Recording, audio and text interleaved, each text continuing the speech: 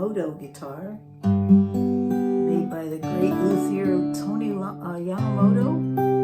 This one's about 12 years old. It's called the Talus, and it is a 12-fret guitar. Beautiful for fingerstyle.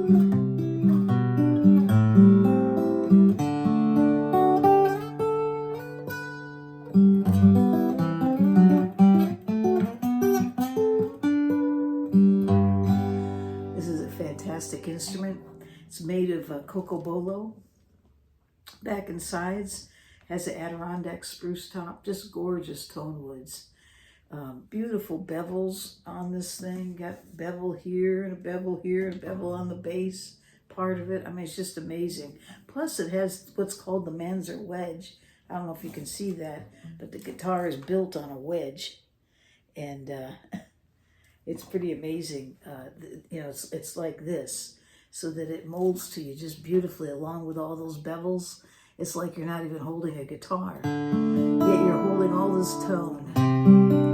When I got this, it was holding back a little bit. I even said something to the person I was buying it from, thinking, you know, is that thing gonna open up? Because I just feel like it's holding back. But I bought it anyways, and I'm glad I did. It just sounds beautifully.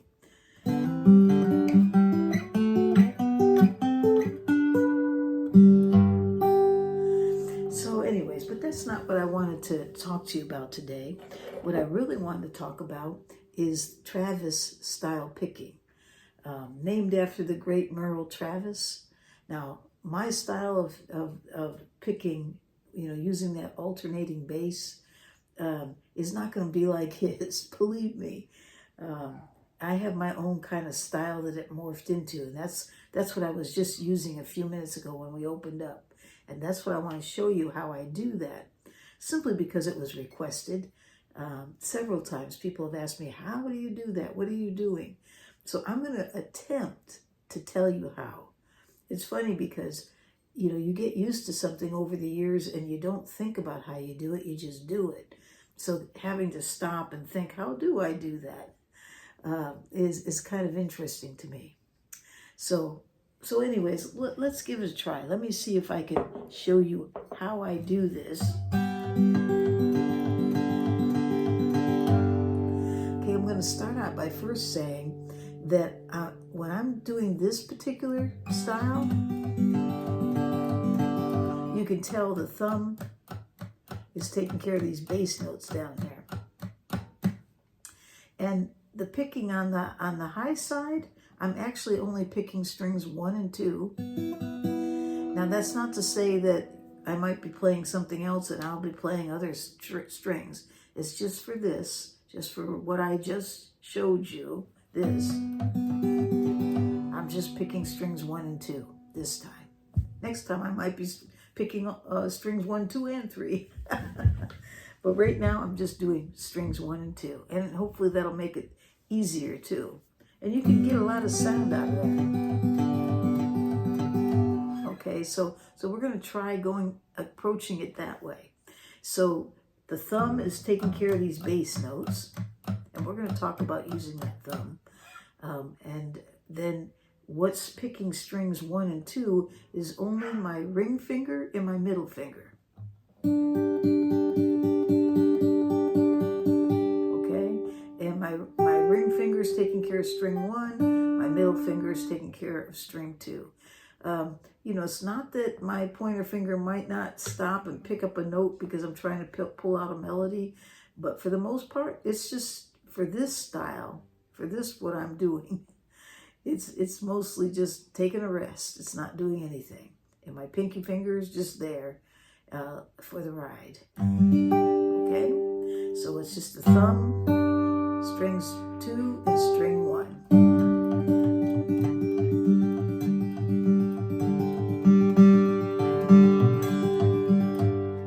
Okay? Now the thumb, for the most part, was picking strings 4 and 5, or 4 and 6. And you know what I mean when I call out the string numbers. This is string number 1 down here. This is string number 6. You count in that direction. Seems backwards to me, but that's the way it's done. So we're going to stick to the standard. This is string 6, okay? So string 5 is actually being skipped over, and I'm doing strings 6 and 4 in this case. Now, that's not to say that I won't change that up, because you notice as I'm moving along, I might tighten up a little bit and start picking up string 3 in this and get real close to these here with the thumb. I've done that before, but for the most part, I'm just doing this. Now, if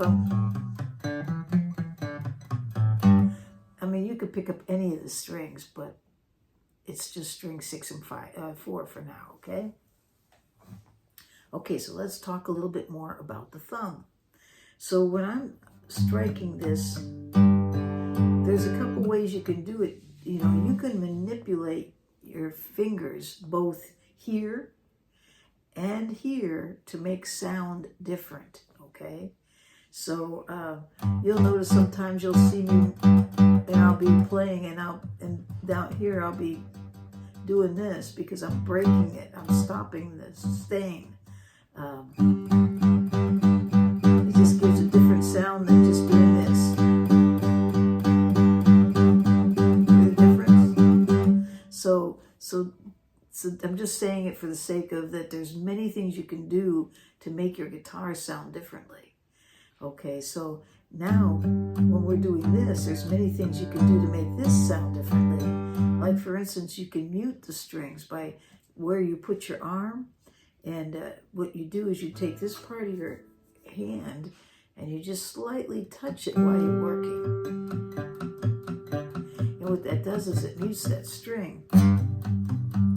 You're getting the tone, but it's muted.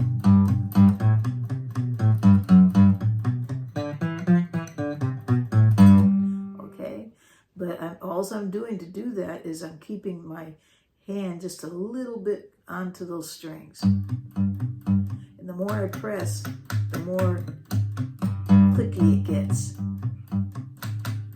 Hear that? Even throws it off. So you got to do it lightly.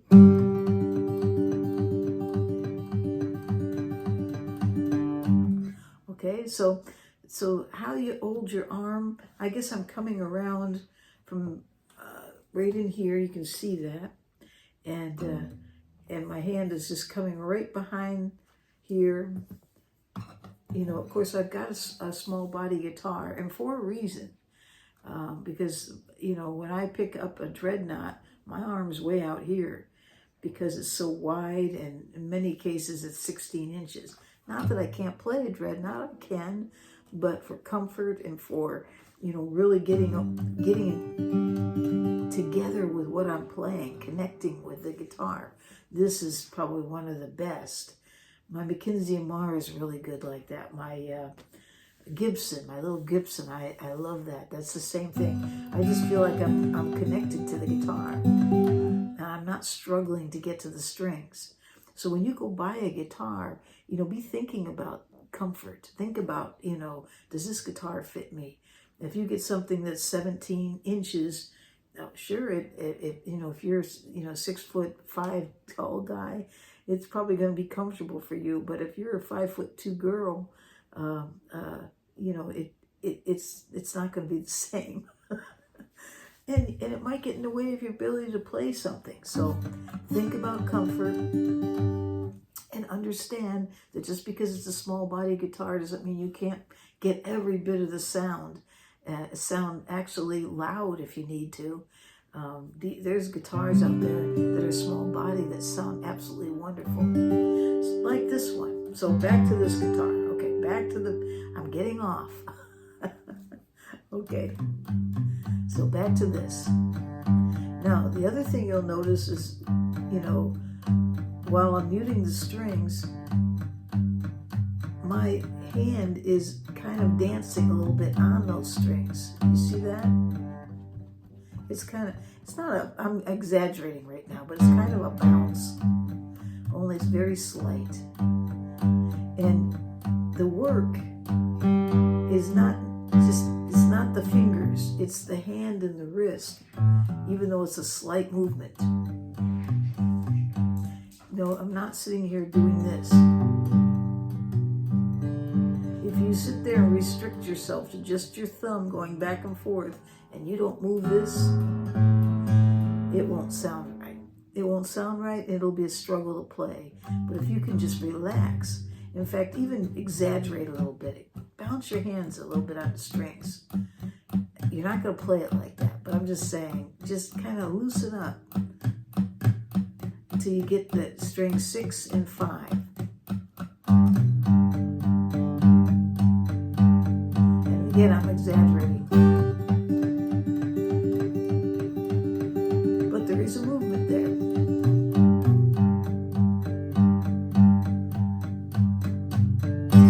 So try that, play around, work with your thumb first. Hold on a second.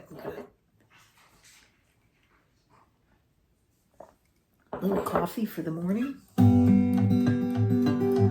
Okay, now let's talk about these fingers here. What's happening is that when I start with plucking string 2 and I go to 1, 2 and I go to 1, and I'm just alternating between those two as well, but I'm interjecting them between this. Okay?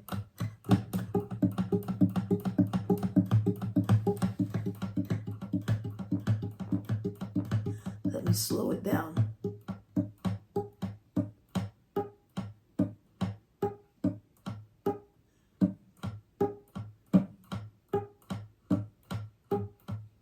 So these two fingers are taking care of strings 1 and 2, and they're alternating in between each thumb stroke.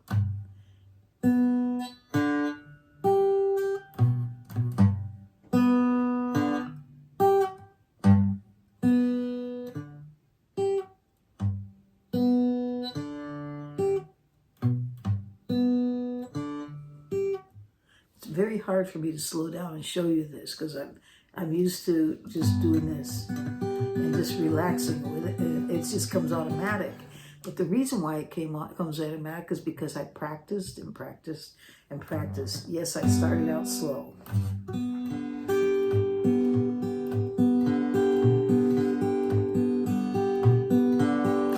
And so start slow.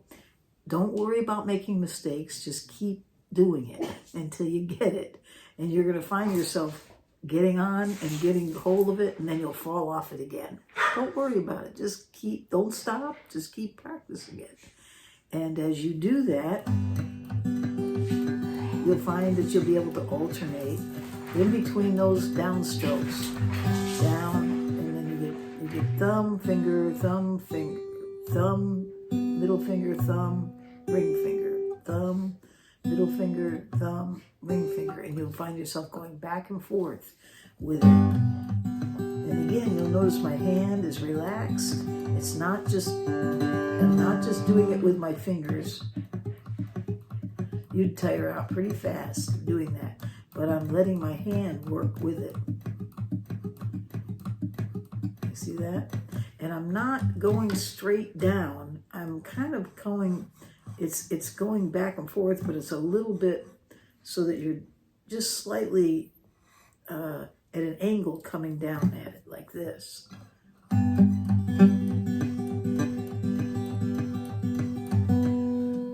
And so it's going to look like this.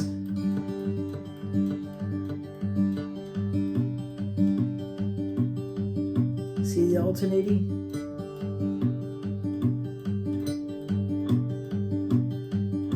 And it's just those two fingers. Ain't no use in sitting and wonder why, babe. Yeah, I don't want to copyright, but that's how you do it. So give it a try. Write me if it doesn't make sense. I'll try it again. I'll try to show you again. It's not an easy thing to explain, but in terms of how do you get at it. But I have to say, you've got to practice. I think a good place to start is with this, and then slow down and do this. till you get used to it. And then what you'll find yourself doing is picking up speed.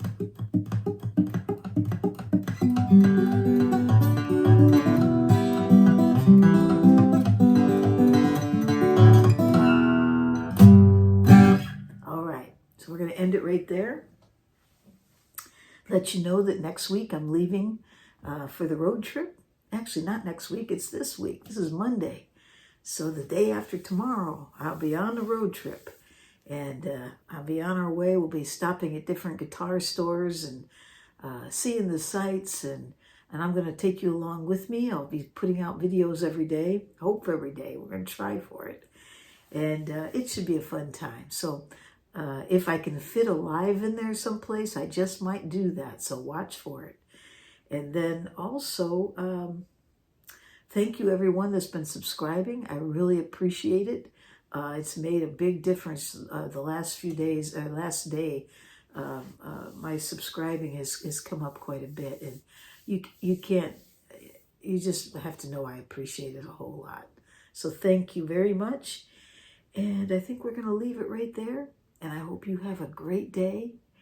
And it's daytime here, or night. I know it's night. In some places it's tomorrow. But anyways, you have a great day. And thanks.